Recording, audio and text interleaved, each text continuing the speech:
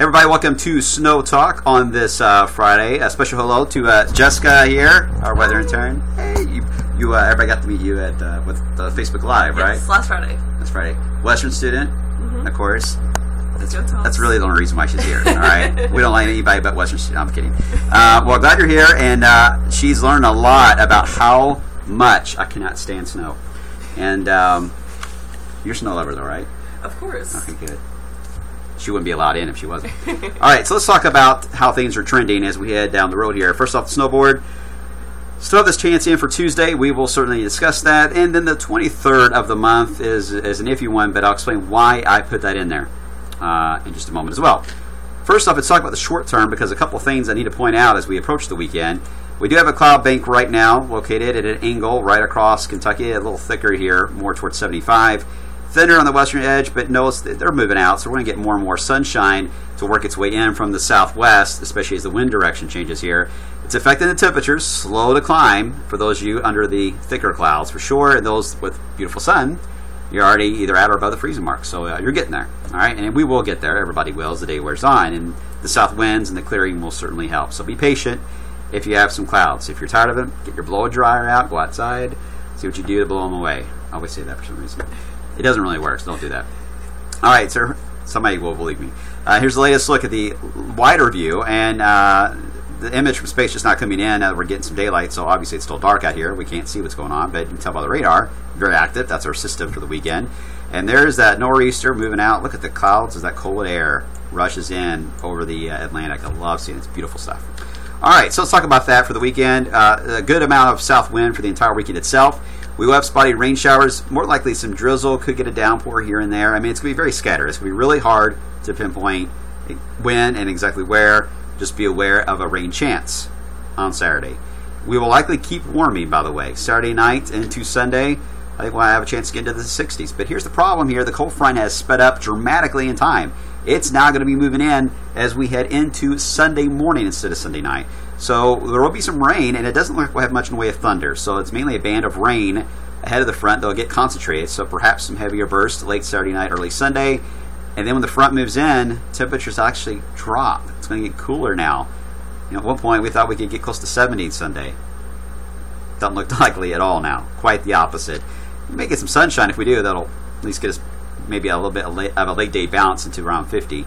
Otherwise, getting chilly again. All right, so let's talk about next week.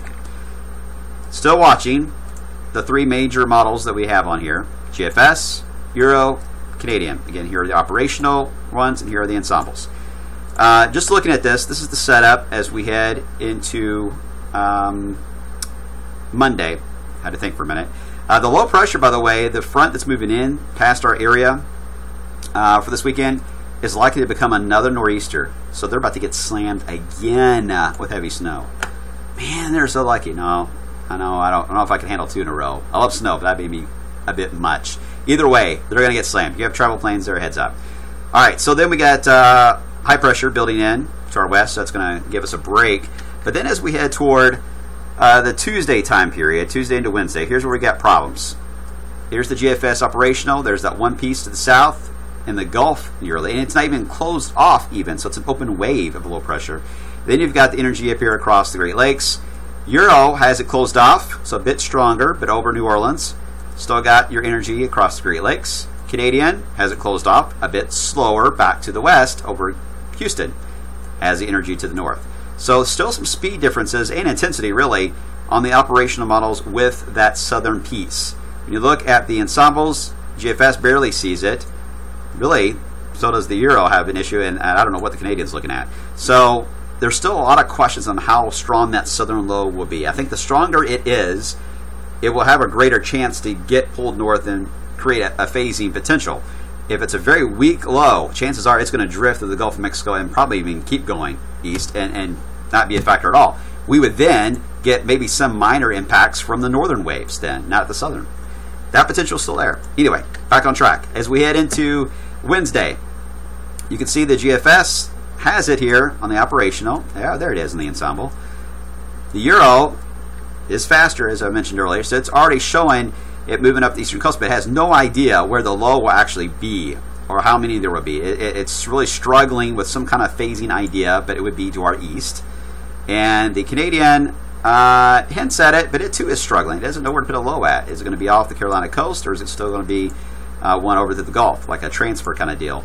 And ensembles are just not much help, really, in this kind of setup. So the models do have a good handle on this, guys. They just don't. It's going to take over the weekend to figure out how it's going to play out. At the moment, I think a phasing can happen, and I think it's likely to happen, but I think it's going to be a situation where it's going to be east of us, and probably mid-Atlantic and maybe the Northeast. That's the way we're treating the forecast for now.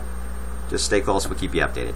Then we get into that 20th time frame I've been talking about, that we could see a strong surge of warmth and maybe some thunderstorms. And look at the ensembles here. I mean, especially the Euro, really hitting hard on a decent low emerging in the plains near that time for some warm weather and perhaps some thunderstorm potential out of that. And then behind it, that's why I've added a chance for maybe something wintry on the 23rd of February, is that behind it there's a good sign anyway. Operational GFS is hinting at it. It doesn't have it quite right, but you get the general idea. There is going to be a plunge of cold air. Just how deep it goes or how cold it's going to be, I don't know yet. And the reason why I think it has support is when you look at the Rossby wave analysis, the signal analysis, it is showing the warmth here for this weekend. This is where it's kind of iffy with that phasing potential. But again, even if the lows were to phase next week, we're not going to have Arctic air here. It's only going to be just marginal enough cold air to get a rain-snow mix or maybe a wet snow. So it's a marginal event even if we have a phased system. All right, and the signals back that up. Then we jump up. Another big warming trend around the 20th, and there's that drop toward the last few days of the month. That's where I think things get interesting. And even looking at the maps of this, when you look at the lifted index potential, this potential to create lift and thunderstorms in the area around the 20th, it's showing that potential mainly south of Louisville, but it's going to be close. I think it's going to be a Mississippi Valley issue. And then it shows us in red here because we get into the colder pattern. So we got more of a sinking air going on. There's not going to be thunderstorm action. But then look what happens as we enter the first week of March. Strong signal, a lot of lift, a lot of thunderstorm action, and a big battle of the seasons taking place in early March. We'll see how that plays out.